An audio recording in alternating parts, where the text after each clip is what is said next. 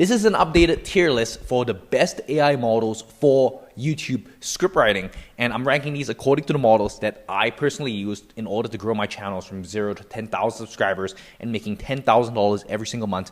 What is the best model to actually get you there, and for what specific use case? And let's first start with ChatGPT, GPT 5.5 Pro. I would put this in actually the A tier. And the reason I'm putting it in the A tier is because, historically GPT hasn't done very good in terms of YouTube script writing. It's just not very good at creative writing, but it has gotten a lot better as the models have progressed from GPT 3 to 4 to now 5.5, and I believe GPT 6 will be coming out pretty soon. What it kind of lacks is still some of that creative writing flair in understanding how to hold retention for the audience.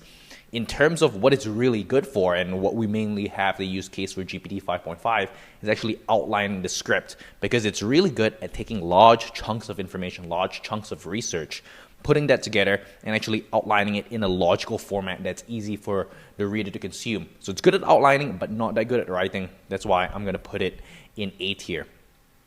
And of course, if you were to look at what the king of all of these script writing models are, it's Claude Sonnet 4.6. And there's a couple of reasons why Claude, Sonnet 3, Sonnet 4, Sonnet 4.6 has done really good and still continues to do really good. Is because number one, it has such a huge context window. And a context window, you want to think about it as like a sheet of paper, right? And how much stuff you can fit on it before the AI model starts to hallucinate. For Sonnet 4.6, it can take up to 1 million tokens of context, right? Whenever it's writing a script.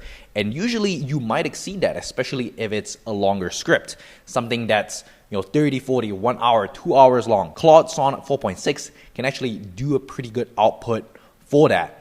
And it's also pretty good at creative writing. And really the only downside of using Claude models is that it's very token heavy. It eats up a lot of tokens. The API is very, very expensive, but that's also because the context window is a lot bigger. That being said, I still use Claude Sonnet 4.6 super efficiently, and we pretty much use this every single day in terms of our script writing. And now a lot of users of Subscriber have been requesting for Claude Opus 4.7, but I would want to put Claude Opus 4.7 in kind of the C tier, where Claude Opus 4.7 is very efficient in terms of the writing, and there's some use cases where it's actually a little bit better than Claude Sonnet 4.6.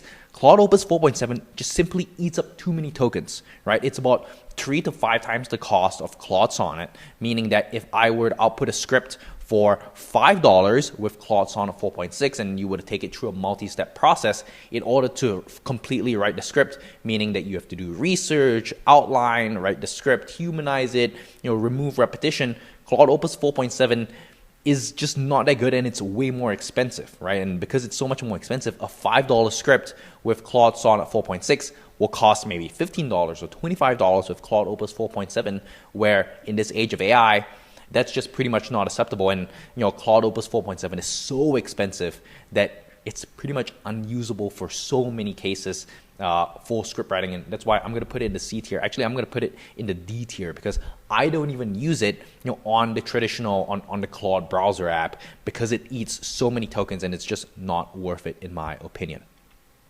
Next, let's talk about Gemini 3.1 Pro. Gemini 3.1 Pro actually is pretty good. I'm going to put it right up here in the S tier with Claude Sonnet 4.6, and that being said, Gemini 3.1 Pro is kind of like a third, in my eyes, because its writing is not as efficient as Claude Sonnet 4.6. But one of the benefits of using Gemini 3.1 Pro is that Gemini 3.1 Pro is trained on Google. It's trained on YouTube data. So Gemini 3.1 Pro actually has a much deeper understanding of what good writing looks like, right? It's not as creative as Claude Sonnet 4.6, but it's trained on YouTube, it's trained on Google, which I actually, do put some weighting onto that. So I'm going to put it onto the S tier.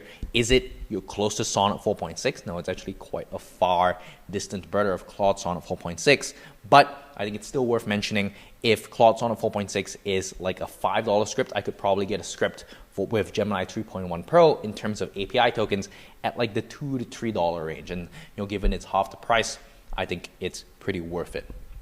Okay, next, Gemini 3.1 Flash. Let's get this out of the way.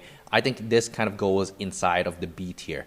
And the reason it's not like C or D tier is because Gemini 3.1 Flash, it's a Flash model, meaning that it's a lot faster, right? It processes, tokens a lot faster. It gives you the output a lot faster, processes the input a lot faster. But really, one of the good things, and the reason it's not C or D tier, is because it's super cheap. Gemini 3.1 Flash moves super fast, right? And that's why it's super cheap, and it outputs scripts for super duper cheap. Some scripts are even like 50 cents, whereas the equivalent script for Claude Sonnet might be $5. So it's about like 10% of the price of Claude Sonnet. But really, the big problem with Gemini 3 Flash is that the scripts just aren't that good, right? And we actually ran a test with a bunch of the faceless channels that we ran, and we decided that, hey, let's use Gemini 3 Flash. Even with the right prompts, maybe the script can be pretty good, and we would save a ton of money that way. But really, kind of the problem that we run into with using Gemini 3 Flash here is that the scripts were just not good enough. We saw our average view duration when we used Gemini 3 Flash versus Claude Sonnet 4.6. The average view duration for Claude Sonnet 4.6 was in the 8-minute range, whereas Gemini 3 Flash fell down to the 5-minute range. So is it really good for producing scripts really fast and really cheap? Yeah, but is it super sustainable? Is it something that you want to use to scale your YouTube channels? I would probably argue not. Now, let's look at DeepSeek V4 Pro. Actually, I'm a big fan of DeepSeek V4 Pro.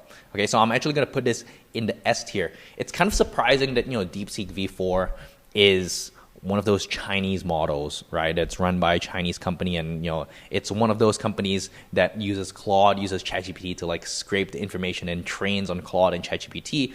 And DeepSeek V4 Pro has been very surprising to me, and I put it in the S tier, even one level above Gemini 3.1 Pro, because in some cases, especially for storytelling videos or like crime videos, I see DeepSeek V4 Pro perform very, very well. It produces very compelling scripts. It's very cost efficient in the way that it produces these scripts, and it's something that I really enjoy using. Really, the only downside is that DeepSeek V4 Pro is a lot slower than Claude even, or like Gemini, because maybe it runs locally. I'm not too sure about the technology, but it's a lot slower, right? Maybe a Claude script might take you 10 minutes to output, but with DeepSeek it probably will be like 30 minutes just because of how slow the model is.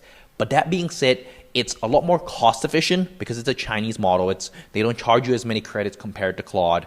The writing in terms of storytelling is actually pretty good, despite it being a Chinese model and the developers probably not knowing an inkling of English.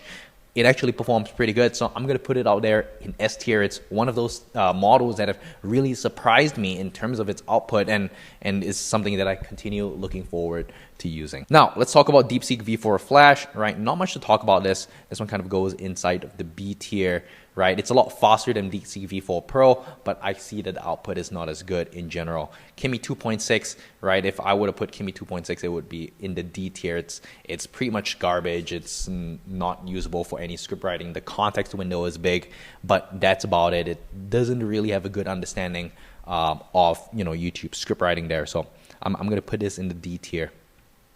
Now we have a couple other things over here. Grok 4.3. Grok, one of the really cool use cases for Grok is that Grok is really great for research, right? Because Grok is connected to Twitter, and Twitter has just an abundance of news, especially if you're doing news research. Twitter is where all the tech bros, where all of the news breaks out first, right? If there's a war, if there's anything, Twitter is the first place for it to come out. So if you're researching trending news, Grok is actually a really great model, and Grok is really great at imaginative storytelling, right? So if you're doing any kind of imaginative storytelling, I really like to use Grok. So I want to put Grok kind of in this A tier for certain types of scripts, right? If it's for like a storytelling, imaginative, expressive storytelling, I like to put Grok. And pretty much I don't even consider any of these other models, right? Let's put all of these other models over here inside of this D tier, right? I like not something I enjoy particularly using, not something that I've tested a ton, but none of these models kind of are as good as Grok 4.3. Pretty much we default to Grok 4.3 for any long form storytelling writing. And then these other models, GPT 5.5, 5.4 Pro, 5.4, right? pretty much we don't use them anymore, right? This, I would put all of them in kind of like the C tier. If you want to save some tokens, you can maybe use these, to write the outlines of your scripts. Once again, I wouldn't use any of these GPT models in order to write scripts with them, right? I would just use them to outline scripts because, they are a little bit better in terms of reasoning. But are they as good at reasoning as GPT 5.5 Pro? Is it as versatile as your 5.5 Pro? The answer is that it's probably not, right? And that's why we're going to put them all in C tier, maybe C tier, D tier. Pretty much C tier, D tier is stuff that you don't want to touch. B tier, you kind of have an argument that, hey, like maybe, this could be used in certain use cases. Gemini 3 Flash for a little bit faster scripts, V4 Flash, a little bit faster scripts, a little bit cheaper scripts, and A and S tier is stuff that you would want to consider. Claude Sonnet is the most versatile. We pretty much use that for almost every script. Grok 4.3 we use for storytelling scripts. DeepSeek V4 we use for storytelling scripts, and it's cheap. Gemini 3.1 Pro for cheaper writing than Sonnet. It's pretty good. GPT 5.5 Pro, we would only use it for pretty much outlining scripts and maybe a little bit of writing if you really need to. And of course, you can use all of these models inside of Subscriber. So I'm going to put Subscriber over here, right in the S tier. We pretty much use a Subscriber powered by Claude Sonnet 4.6 and DeepSeek V4 and Grok 4.3. Right, and then there's certain parts in terms of how we code, the Subscriber app in order to write scripts. There's certain parts that we use GPT 5.5, certain parts where we use Gemini 3.1 Pro. We use Perplexity. Perplexity we don't use to write scripts, so I didn't put it over here. But in terms of Perplexity, that would also go inside of the S tier because of how good it is for research. So we use these different models at different parts of the steps depending on the cost, depending on how efficient it is in order to use it for the end customer. And just like that, we have S to D tier. These are the AI models ranked for YouTube script writing. Hopefully this is helpful. If you want to check out Subscriber, click the link in the description. And yeah, I'll see you in the next one.